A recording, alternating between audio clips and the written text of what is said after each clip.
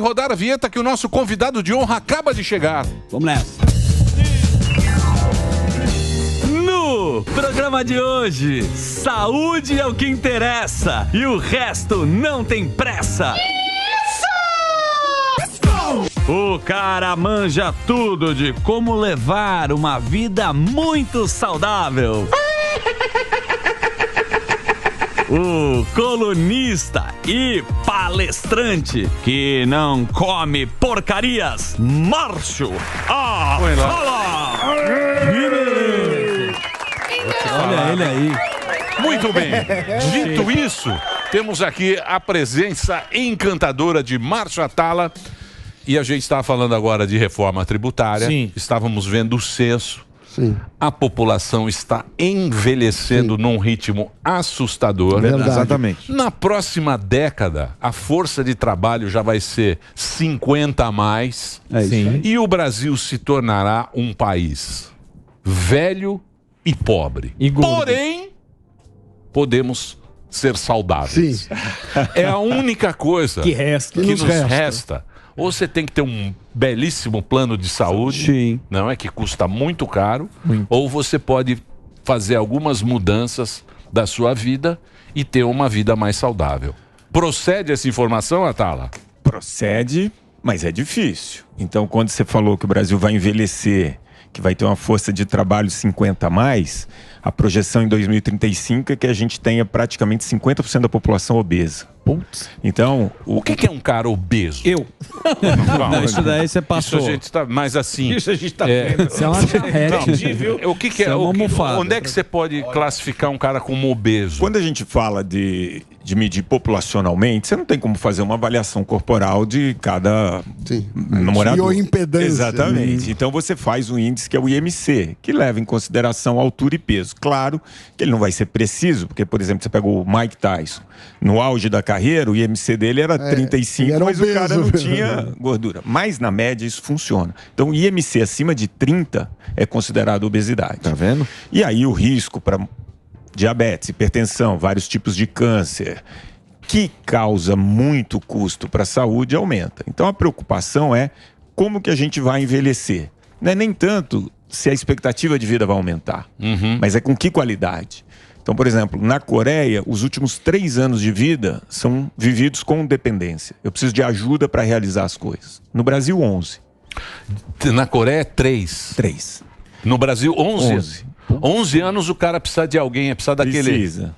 Vai no banheiro. Para alguma tarefa. Cuidador, né? Final de vida de média. E aí custa muito. Mas isso é média? É a média. Caraca. Então aí você pega o que acontece. Custa muito. E como que você paga num país pobre, com uma população envelhecida? Normalmente as pessoas que estão nessa situação são 50 a mais.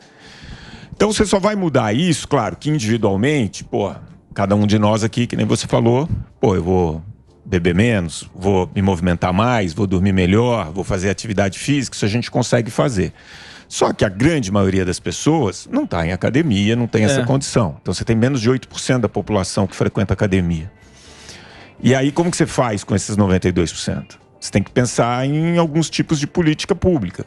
Então, num documentário que eu fiz há 3 anos, que eu viajei vários países, você tem alguns lugares no mundo que encontrou uma solução de estimular o movimento sem necessariamente que essa pessoa se matricule numa academia, para diminuir custo de saúde.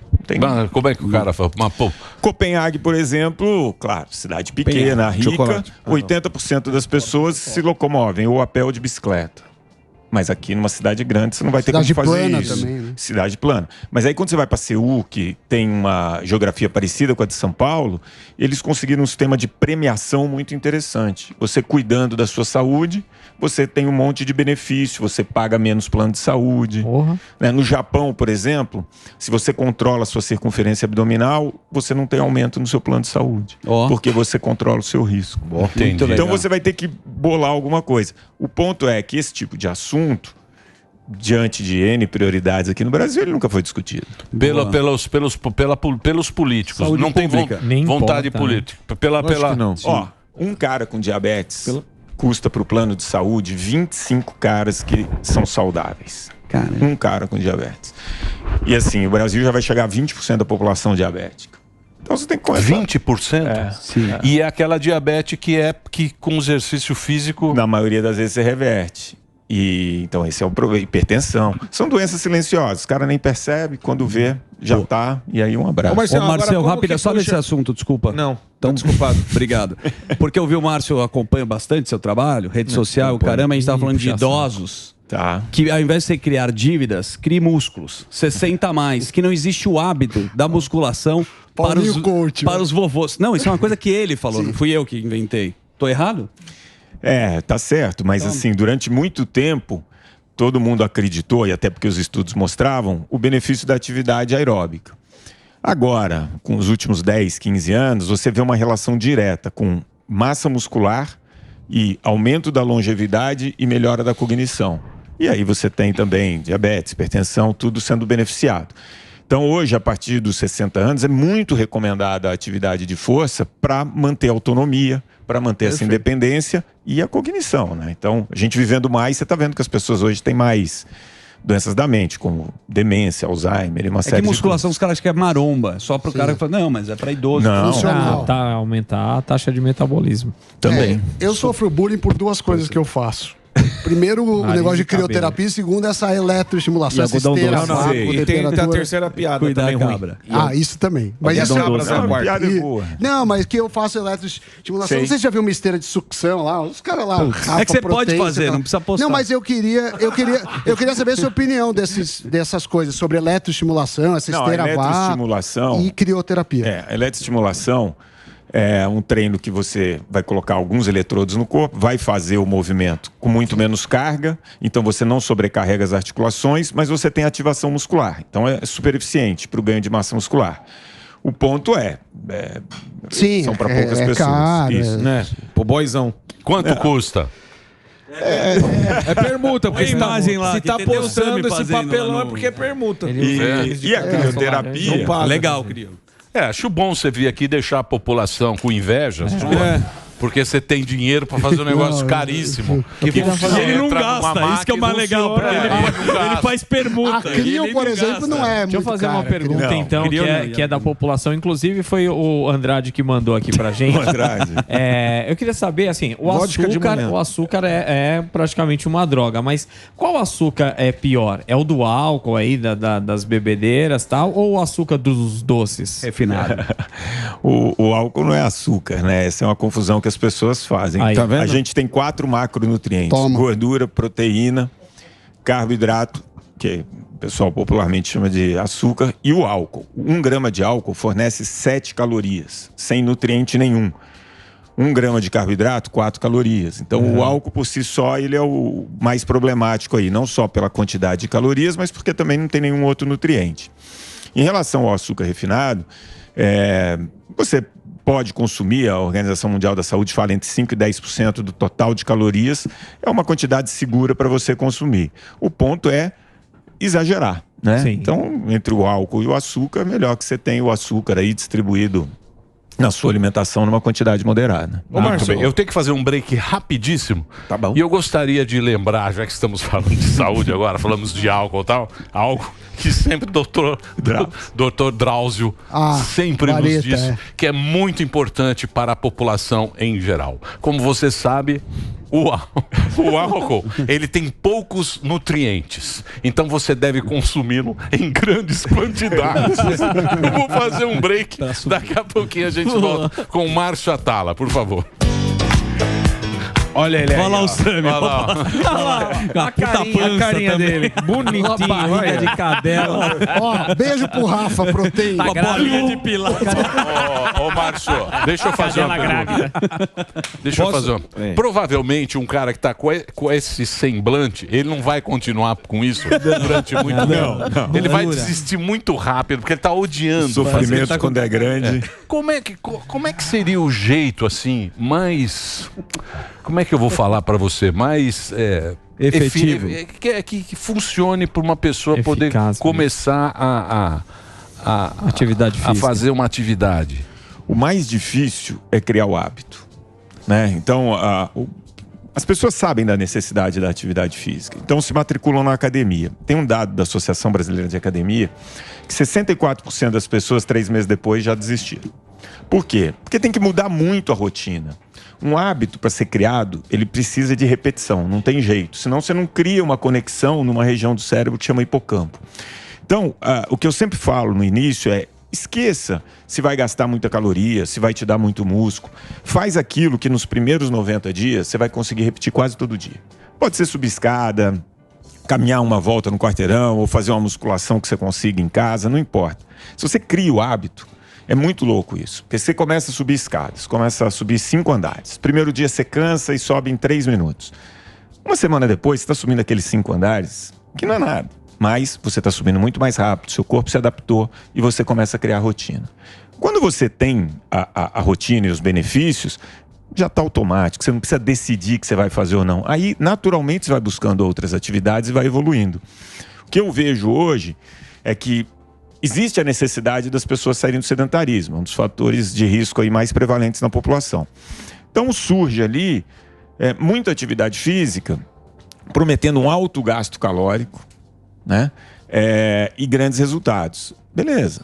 Só que você vai ter grande resultado com muito esforço. E aí é igual o Sami. Que é o Sami lá, fazendo um puta isso. Mas como que ele consegue manter isso por muito tempo? Na maioria das vezes o cara... Não, ele fez 5 segundos só pra filmar. Foi só pro filme. Não é mentira. Ó a felicidade que ele porque o choque é pesado. O choque é pesado. Isso é pra perder a barriga. Só que a barriga, bicho... É que nem favela. Estalou no... A barriga o cara não perde, né, Marcelo? Você mantém. Não, depois dos 30, você faz regime pra manter a barriga que você tem. Você nunca vai perder a jiboia. Eu queria saber a respeito da dieta cetogênica, que muita gente fala que é benéfica, tem gente que fala que não é tão benéfica. Acho que, se eu não me engano, o Jimmy Kimmel nos Estados Unidos é um cara que falou que não faz exercício, mas conseguiu perder peso com a dieta cetogênica. Queria saber a sua opinião aí. Tá. Perdão, desculpa, falei merda. Não é cetogênica, é jejum intermitente. Que faz parte. Independente do jejum intermitente ou da cetogênica, você não vai encontrar nenhum tipo de dieta que você vai emagrecer se você comer mais do que gastar. Simples assim. Né? A mesma coisa de eu chegar pro Sami e falar: pô, eu ganho 2 mil por mês, eu gasto 3 mil. Você nunca vai juntar dinheiro. Então, você vai decidir o tipo da dieta, aquela que você sofre menos, cara. Entendeu? Agora, o ponto de eu emagrecer, mesmo sem fazer atividade física, isso é uma cilada. Porque você tem inúmeros estudos mostrando que é melhor você ter sobrepeso, né, que é o IM 125 e 30, e ser ativo, do que você ser magro sedentário. Então a musculatura ela é fundamental. É melhor um gordinho na academia do que um magro. O problema é ser gordo e sedentário. Ai, que alegria. Agora, a dieta, você vai escolher aquela que você se adapta melhor. Por exemplo, jejum intermitente. Grande maioria das pessoas não consegue ficar 14 horas sem comer. Sofre, gera um estresse absurdo e não consegue manter.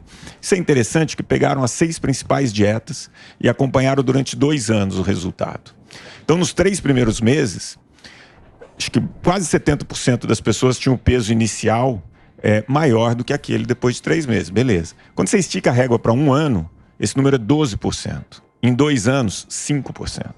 Então, na hora de você escolher a alimentação, escolhe aquela que você vai conseguir manter. Porque senão você vai cair no efeito sanfona. Ô, Márcio, mas você estava falando também do sedentarismo. Como é que... Olha lá. Que eu tô um pouco também. Como é que uma pessoa é caracterizada, a pessoa com sedentarismo? E quais são os efeitos que isso pode... É que eu não sou sedentário. Eu sou doente. Só parece. O cara que não consegue subir uma rampa... Eu ia na academia. Com esse aqui, ele senta na máquina e fica assim, ó. De Homem-Aranha, gravando vídeo. Pior que é verdade. O cara ele senta na máquina e fica assim. Dá um puta amigo, é verdade. Tá exercitando os dedos. Você tem 2 parâmetros, basicamente. Então você tem o que a gente chama de atividade física programada, que é a pessoa que vai na academia, faz musculação ou um treino aeróbico. Então, uma pessoa fisicamente ativa, segundo a Organização Mundial da Saúde, 150 minutos de atividade ao longo da semana, divididos preferencialmente 5 dias. Pô, dá 30 minutos por dia. Só que você tem outros parâmetros. Uma pessoa que dá acima de 7.500 passos, ela não é sedentária. O problema é que hoje, com o nosso estilo de vida, poucas pessoas dão mais de 7.500 passos. Que é bastante, né? É bastante. Se você sobe 9 andares de escada todos os dias, você não é sedentário. Mas quantas pessoas aqui sobem 9 andares de escada? Não sobe nenhum, coitado. Então você tem dois parâmetros, esse da atividade física programada ou de um estilo de vida mais ativo, que é o que eu falei, por exemplo, de Copenhague, Amsterdã, desses lugares que faz com que a população se mexa muito. Não é o caso das grandes cidades e São Paulo muito menos. É o hábito. Olha o boquinha de Malboro. Cara, quanto tempo o fumante. O fumante. Deu 2 tragos aí de fazer a pergunta. Minha vida mudou muito com o programa do Márcio. Ô, Márcio, deixa eu te fazer uma pergunta. Dá pra ver. Exalando saúde. Corpinho de coroa. Nós temos o mesmo acesso aos fast foods, aplicativos que os americanos e tal, e de repente a gente não sofre tamanha obesidade que aqueles caras que os americanos sofrem e tal. Isso é genética ou o brasileiro mesmo, sabendo que tem uma alimentação muito mal, ainda se preocupa um pouco mais com a saúde? É que o Brasil é mais pobre, mas a gente chega lá. Só única e exclusivamente problema financeiro. O Brasil já tem 63% da população acima do peso. 25% obeso, né? Claro, você tem bastante gente, hein? Muito. 1 a cada 4 é obeso. Então a gente tem menos acesso. Nos Estados Unidos, as porções são muito grandes. As cidades lá são... Você vai para qualquer cidade do interior, ela tem um shopping, ela é desenhada para você se movimentar pouco, ter o carro, tem, né, enfim. E lá, então, as pessoas têm mais acesso a isso e menos movimento. Então, os Estados Unidos chega a ter 80% da população acima do peso. A gente está com 63%. A gente está sempre um pouquinho atrás. O governo ajuda bastante na cirurgia. Você sabe que eu estava vendo outro dia? Outro dia eu estava vendo uma... Tem no YouTube agora, não sei se vocês viram, tem no... Assim, umas coisas... são filmes antigos que eles remasterizam. E você fica assistindo e fica vendo aquela população da época, de 1930, 1920. Cara, não tinha gordo. Você não via, olhando assim na rua, né? A maioria. É uma gravação ali, não tá falando sobre isso. Sim. Mas você olha aquilo e você fala, que engraçado, cara. A população inteira... Por quê? Porque porque era mais... A alimentação era diferente. Você pega, a dificuldade. O que é? Menos opção. Você pega a novela, por exemplo, das 8, né, da Globo da década de 80, você não vê as pessoas muito acima do peso. E aí você cruza com alguns dados. Em 1989, que o Brasil tinha 13,9% da população acima do peso, um brasileiro, em média, dava quase 10 mil passos por dia. Hoje, o brasileiro dá, em média, 2.400 passos. Putz. Quando a gente diminui isso, a gente está falando de 400... Boa. 400 calorias a menos todo dia.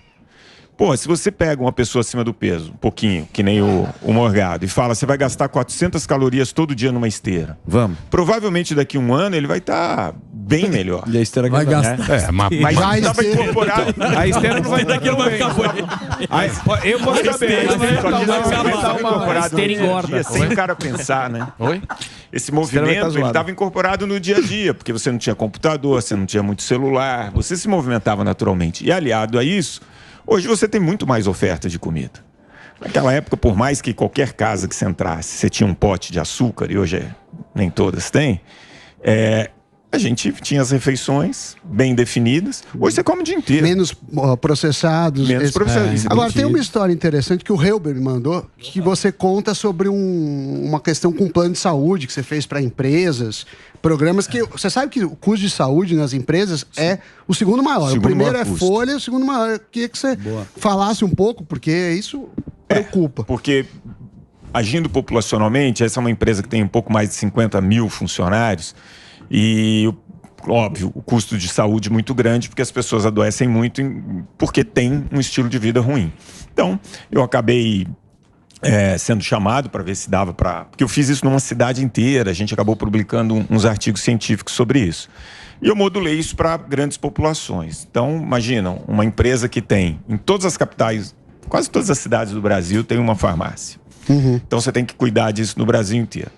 E aí a gente fez um programa de qualidade de vida, tentando conectar isso, e um ano depois, eles economizaram 15 milhões de reais em plano de saúde, que é muito significativo, né? Melhorando o estilo de vida.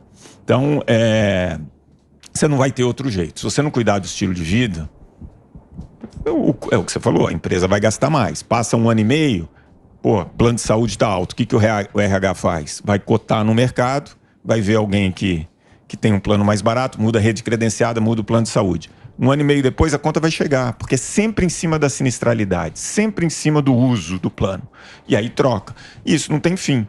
Então hoje os planos estão tentando se organizar para ver se as empresas, as grandes... Porque hoje o plano é muito empresarial, o pessoal da Best Life, porque eu acho que dá para fazer um estudo legal disso. Dá para fazer um estudo muito bacana. Porque você sabe que os dados agora, a inteligência de dados é para reduzir custo, e com isso talvez reduza muito. Muito bom.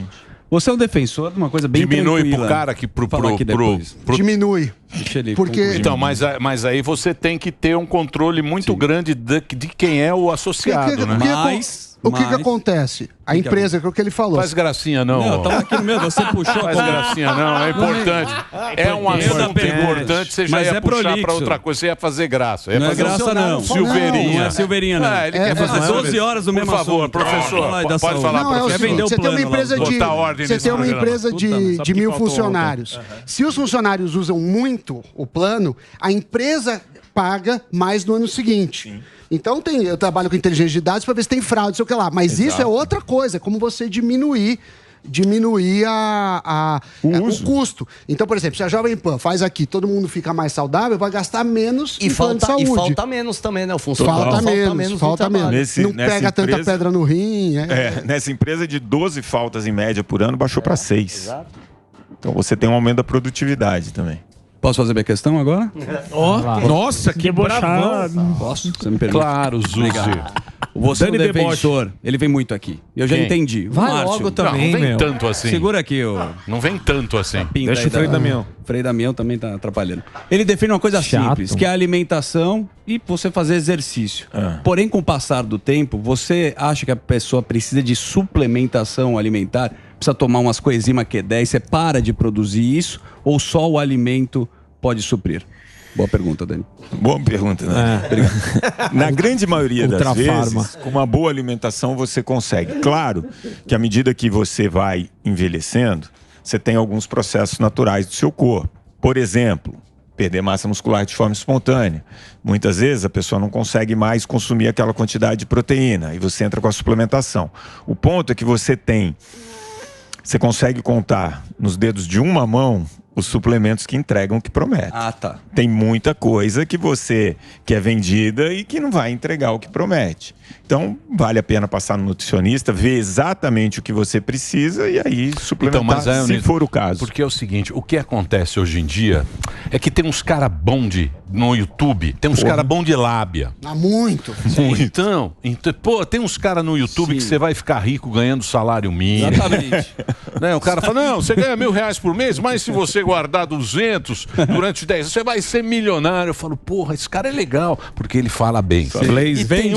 E tem uns também, o cara fala, a creatina, eu tenho aqui a creatina, 5 alimentos, a creatina e não sei o quê. Você fala, nossa, esse cara é bom, eu vou comprar tudo que esse cara fala, mas é um monte de cara que fala bem, tem a possibilidade e engabela o trouxa como Joe. E muitas vezes são pessoas bem formadas, inteligentes, sabem o que estão falando, só que aí tem uma coisa que dá pra analisar. Você olha o corpo daquela pessoa. Exato. Tá?